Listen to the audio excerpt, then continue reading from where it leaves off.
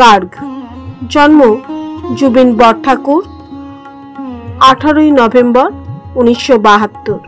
ছিলেন একজন ভারতীয় গায়ক, সঙ্গীত পরিচালক, সুরকার, গীতিকার, সঙ্গীত প্রযোজক, অভিনেতা, চলচ্চিত্র পরিচালক, চলচ্চিত্র নির্মাতা, স্ক্রিপ্ট লেখক এবং সমাজসেবী।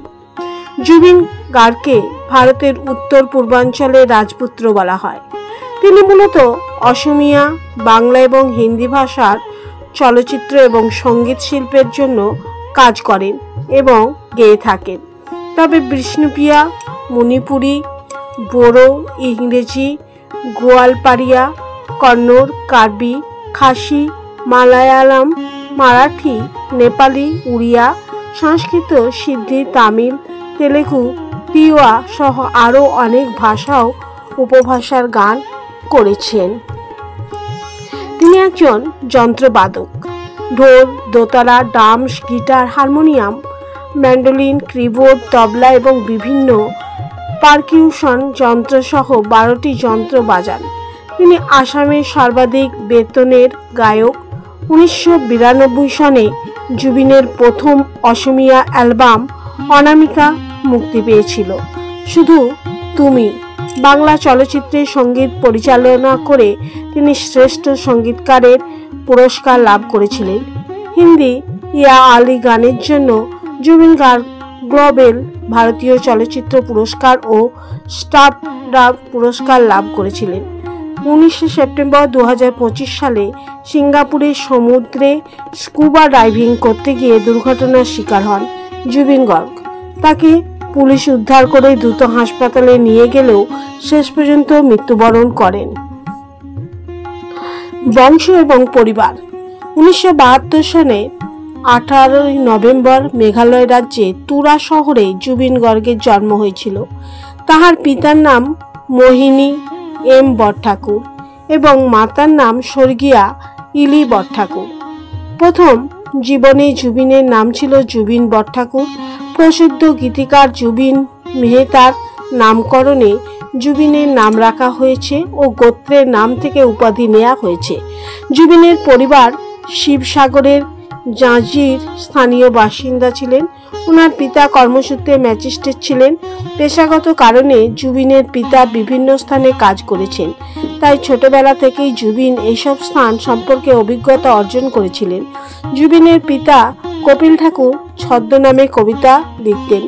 জুবিনের মা ইলি বরঠাকুর একজন বিখ্যাত নৃত্যশিল্পী, অভিনেত্রী ও সুগায়িকা ছিলেন। তিনি নিজের প্রতিভাকে পেশাগতভাবে ব্যবহার করতেন না। তিনি বালক জুবিনের গৃহশিক্ষার ব্যবস্থা করেছিলেন।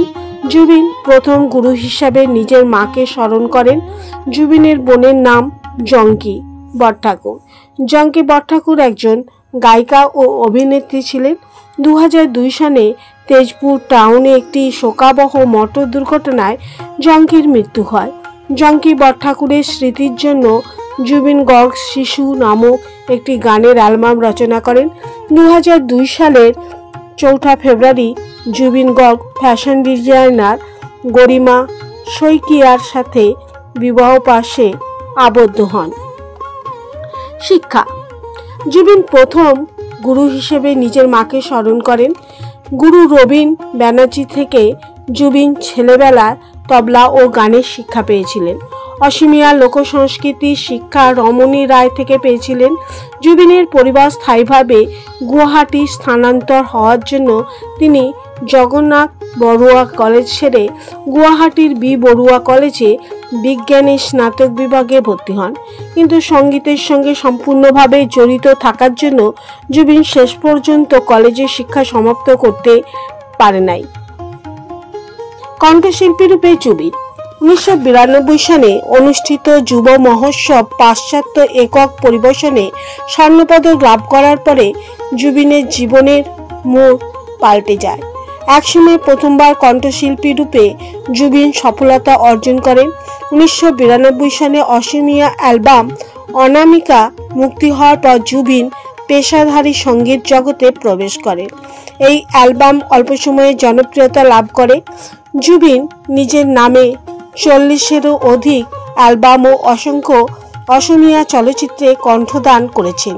তাছাড়া অনেক বাংলা, হিন্দি, তামিল, তেলেগু, মারাঠি ও নেপালি সহ 40টি ভাষায় সর্বমোট 20,000 থেকেও বেশি গান গেয়েছেন। ফিজা, ক্যাটে, গ্যাংস্টার, প্যার কা শাহিদ, এফেক্ট ইত্যাদি হিন্দি চলচ্চিত্রের গানে জুবিনের সুকণ্ঠের আভাস পাওয়া যায়। 2000 সনে জুবিন অসমিয়া চলচ্চিত্রে তুমি মোর মাথো মোর কাহিনী লিখেছিলেন এবং স্বয়ং নিজে পরিচালনা ও অভিনয় করেছিলেন। তিনি 2005 সনে রাষ্ট্রীয় পুরস্কার প্রাপ্ত অসমিয়া চলচ্চিত্র দীনবন্ধুতে সহ পরিচালনা, অভিনয় ও কণ্ঠদান করেছিলেন। জুবিন সঞ্জয় ঝায়ের দ্বারা পরিচালিত হিন্দি চলচ্চিত্র স্টিং এর সঙ্গীত পরিচালনা করেছিলেন।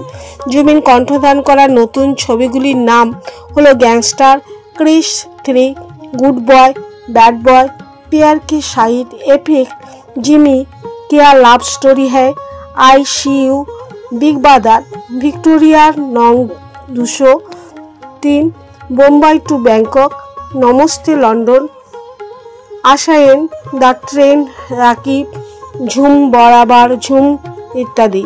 জুবিন গার্গ 2017-তে মিশন চায়না নামে একটি অসমিয়া চলচ্চিত্র মুক্তি দেন। এরপর 2019 সালে জুবিন গার্গের পরিচালিত ও অভিনীত কাঞ্চনজঙ্ঘা নামের একটি অসমিয়া চলচ্চিত্র মুক্তি দিয়েছেন এবং এই চলচ্চিত্রে অসম ও ভারতের বিভিন্ন রাজ্যের সাথেও বিদেশেও মুক্তি দিয়েছেন জুবিন। 2025 সালে 19 সেপ্টেম্বর সিঙ্গাপুরে স্কুবা ডাইভিং দুর্ঘটনার পর জুবিন গার্গের মৃত্যু হয়। তিনি জলের নিচে শ্বাসকষ্টের সমস্যার সম্মুখীন হন।